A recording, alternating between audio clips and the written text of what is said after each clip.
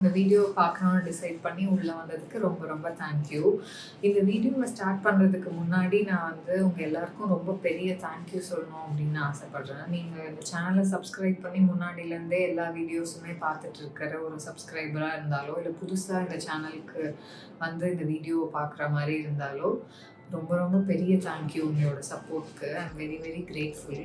நீங்கள் சப்போர்ட் பண்ணுறனால தான் என்ன ஏதாவது இன்ஃபர்மேட்டிவான விஷயங்களை ஷேர் பண்ணணும் அப்படின்னு புஷ் பண்ணிகிட்டே இருக்குது. ஸோ இந்த சப்போர்ட்க்கு ரொம்ப ரொம்ப பெரிய தேங்க்ஸ். ஸோ இந்த வீடியோவில் நம்ம என்ன பார்க்க போகிறோம்னா, ஒரு வீக்கெண்ட் சும்மா நாங்கள் சென்னையில் போயிட்டு கொஞ்சம் வீட்டுக்கு தேவையான பொருட்கள்லாம் வாங்கிட்டு வந்தோம். அதுக்கப்புறம் அதுக்கு அடுத்த வீக்கெண்ட் ஈரோடில் என் தாத்தாவுக்கு திதி இருந்தது. ஸோ அதுக்கு போயிட்டு வந்தோம். அப்புறம் அதை முடிச்சுட்டு அப்படியே இன்னொரு ஃபங்க்ஷன் சேலமில் என்னோடய ஃபேமிலி ஃபங்க்ஷன் ஒன்று இருந்தது. அதுக்கு போயிட்டு அப்படியே திரும்ப ரிட்டர்ன் வந்துட்டோம். ஸோ இந்த மாதிரி ஃபுல்லாக ரேண்டம் மூமெண்ட்ஸாக தான் இந்த வீடியோ இருக்க போகுது. ஸோ இதில் வரப்போகிற முதல் வீக்கெண்டோட பிளான் என்னவா இருந்ததுன்னா, ஒரு காஃபி ஃபில்டர் வாங்கணும், அப்புறம் அதுக்கு மேட்சாக ஒரு டபரா செட் வாங்கணும் அப்படின்றது தான். எனக்கும் என் ஹஸ்பண்ட் 2 பேருக்குமே ஃபில்டர் காஃபி ரொம்ப ரொம்ப பிடிக்கும். ஆனால் எனக்கு அல்சர் இருக்கிறனால நான் ஃபில்டர் காஃபி குடிக்கிறது லாஸ்ட் ஃபியூ இயர்ஸாக கம்ப்ளீட்டாகவே விட்டுட்டேன். பிகாஸ் அது குடித்தா எனக்கு அது அடுத்த 2 டேஸ்க்கு ஆசிட் ரிஃப்ளெக்ஸ் மாதிரி ரொம்ப ஒரு மாதிரி வயிறையே டோட்டலாக அப்செட் பண்ணி எதுவுமே எது சாப்பிட்டாலும் ஒரு மாதிரி அது காமே ஆகாமல் பயங்கர அக்ரிவேட் ஆகிடும். ஸோ நான் காஃபியே வேண்டாம், இதை குடிச்சிட்டு 2 நாள் அவஸ்தைப்படுறதுக்கு பேசாமல் வாய மூடிட்டு இருந்துடலாம்னு குடிக்கிறதே விட்டுட்டேன். ஸோ இப்போ கல்யாணத்துக்கு அப்புறம் என் ஹஸ்பண்ட் காஃபி குடிப்பார். ஸோ நான் அவருக்கு காஃபி போடுறப்போ எனக்கும் சேர்த்து போட்டு குடிக்கணுன்ற மாதிரி அப்பப்போ டெம்ப்டிங்காக இருக்கும். ஸோ என்ன பண்ணலாம், ஏதாவது வழி இருக்கா அப்படின்னு சும்மா நான் தேடி பார்க்கும்போது, பிராஸில் இருக்கிற காஃபி ஃபில்டரோ இல்லை டபரா செட்லேயோ குடிச்சா அந்த அசிடிட்டியோட ப்ராப்பர்ட்டிஸ் எல்லாம் கொஞ்சம் நெகேட் பண்ணிடும், வயிற்றுக்கு நல்லது அப்படின்ற மாதிரி நான் எதுலேயோ படித்தேன். ஸோ சரி, ஓகே, அப்போ பிராஸில் வாங்கலாம். ஸோ இந்த மாதிரி பிராஸ் காஃபி ஃபில்டர் இங்கே நாங்கள் இருக்கிற ஏரியாவில் எங்கேயுமே கிடைக்கல. நாங்களும் நிறைய இடத்துல கேட்டு பார்த்தோம், பட் எங்கேயுமே இல்லை. சென்னை சென்ட்ரல் கிட்ட ஒரு மார்க்கெட் இருக்குது, அங்கே தான் கிடைக்கும் அப்படின்னு சொல்லிட்டு அங்கே போயிட்டோம். ஸோ நாங்கள் போகும்போது இந்த சென்னையோட விண்டேஜ் உலா பஸ் பொங்கல் டைமில் லான்ச் பண்ணாங்கன்னு நினைக்கிறேன், அது பார்த்தோம். ஸோ காஃபி ஃபில்டர் வாங்குறதுக்கு முன்னாடி மோர் மார்க்கெட் போயிருந்தோம். மோர் மார்க்கெட்டில் நிறையா யூஸ்டு புக்ஸ் அதெல்லாம் கிடைக்கும். கிட்ட இருந்த புக் ஸ்டாலில் நான் 2 த்ரில்லர் புக்ஸ் வாங்கினேன். 2மே சேம் ஆத்தர் தான். ஒன்று 6 இயர்ஸ், இன்னொன்று ஸ்ட்ரேஞ்சர் அந்த புக்கோட பேர். இப்போ நான் கரண்ட்டாக இந்த 6 இயர்ஸ் தான் படிச்சுட்ருக்கேன். இது சோஃபார் நல்லா தான் போயிட்டுருக்கு. த்ரில்லர்ஸ் படிக்க தான் எனக்கு பிடிக்கும். சீரீஸ், படம், அதில் கூட எனக்கு ரொம்ப பிடிச்ச ஜான்ரா த்ரில்லர்ஸ் தான். இந்த புக்கில் ஆல்மோஸ்ட் ஒரு 284 பேஜஸ் நான் படிச்சுட்டேன். இன்னும் ஒரு 150-170 பேஜஸ் இருக்கும், அவ்வளோதான். ஸோ இதை நான் ஃபுல்லாக படிச்சுட்டு எப்படி இருக்குது அப்படின்னு சொல்கிறேன்.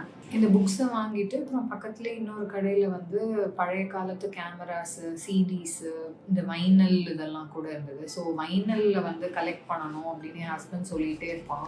நம்மளுக்கு பிடிச்ச மாதிரி என்ன இருந்தாலும் அதை வாங்கிக்கலாம் அப்படின்னு நினச்சோம். அந்த மாதிரி பார்க்கும்போது அங்கே இருந்ததுலேயே எம்எஸ் சுப்புலக்ஷ்மியோட பஜகோவிந்தம் அண்ட் விஷ்ணு சஹஸ்ரநாமம் வைனல் பார்த்தோம். நான் சின்ன வயசுலேருந்தே கர்நாடிக் கற்றுக்குறேன். எனக்கு கர்நாடிக்னா ரொம்ப ரொம்ப பிடிக்கும். எம்எஸ் சுப்புலக்ஷ்மினா ரொம்ப ரொம்ப பிடிக்கும். அண்ட் ரொம்ப பெரிய ரெஸ்பெக்ட் இருக்குது எனக்கு அவங்க மேலே. ஸோ எனக்கு அது வாங்கணும், ஃபர்ஸ்ட் டைம் வேறு வாங்கணும். ஸோ இது மாதிரி ஒன்று வாங்கினா ரொம்ப நல்லாயிருக்கும் அப்படின்னு நினச்சி இதை வாங்கினோம். பட் இதை ப்ளே பண்ணுறதுக்கான அந்த வைனல் ரெக்கார்டர் இருக்கும்ல, அந்த பெரிய பெரிய இதுவாக இருக்கும், நிறையா படத்துலலாம் கூட பார்த்துருக்கோம்ல, அந்த மாதிரி அந்த இது அது பேர் என்னன்னு எனக்கு எக்ஸாக்டாக தெரில. அந்த மெஷின் எங்ககிட்ட இல்லை. அது இனிமேல் தான் வாங்கணும். பட் இது கண்ணில் பட்டனால சரி, ஓகே, வாங்கி வச்சுக்கலாம் அப்படின்னு வாங்கி வச்சுருக்கோம். இங்கே முடிச்சுட்டு நாங்கள் பாரிஸ்க்கு காஃபி ஃபில்டர் வாங்கலாம் அப்படின்னு போயிருந்தோம். அங்கே 2-3 கடை பார்த்தோம். அப்புறம் இந்த ஒரு கடையில் ரொம்ப இன்ட்ரெஸ்டிங்கான டிசைன்ஸ் எல்லாம் இருந்தது. ஸோ இங்கே வாங்கிட்டோம்.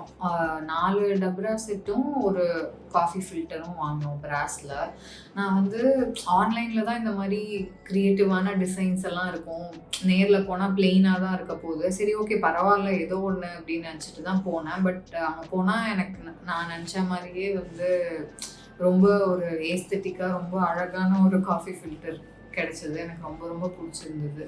சரி ஓகே அப்படின்னு அதை வாங்கிட்டு வந்தோம். பட் பிராஸ் அப்படின்றனால கொஞ்சம் நார்மல் இந்த நம்ம வாங்குற ஸ்டெயின்லெஸ் ஸ்டீலை விட இது கொஞ்சம் எக்ஸ்பென்சிவ் தான். 4 டபரா செட்டும் இந்த ஃபில்டரும் சேர்த்து வந்து 2500 வந்துருச்சு. ஃபில்டரை வாங்கிட்டு அதுக்கப்புறம் காஃபி பவுடர் நரசூஸில் போய் சிக்கரி அண்ட் காஃபி பவுடர் 2மே வாங்கிட்டு வந்தாச்சு.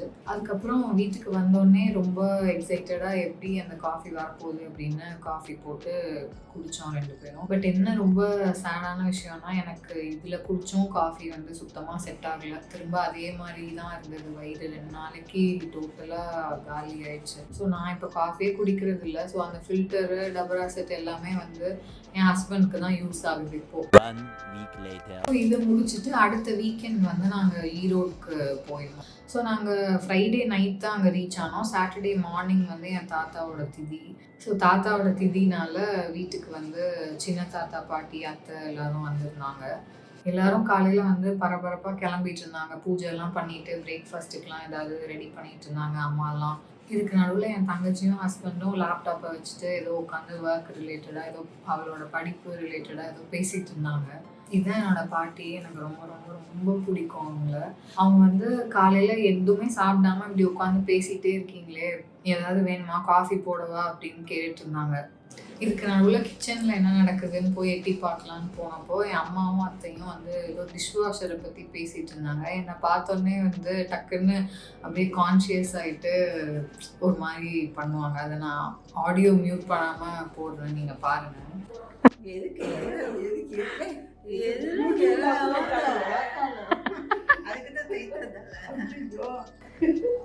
அதுக்கப்புறம் அவங்க கிட்ட ஒரு மடத்துல தான் தாத்தாக்கு திதி இருந்தது. ஸோ எல்லாரும் அங்கே போயிட்டு கொஞ்ச நேரம் அங்கெல்லாம் முடிகிற வரைக்கும் வெயிட் பண்ணிட்டு இருந்தோம்.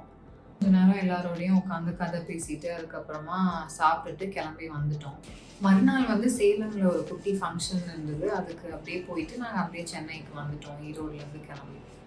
சின்ன வயசுலலாம் நம்ம இந்த annual vacation, half yearly, quarterly leave எல்லாம் வரப்போ அடிக்கடி நம்ம கசின்ஸை மீட் பண்ணுறது, அவங்க கூட விளாடுறது, அந்த மாதிரி நிறைய டைம் ஸ்பெண்ட் பண்ணியிருப்போம்.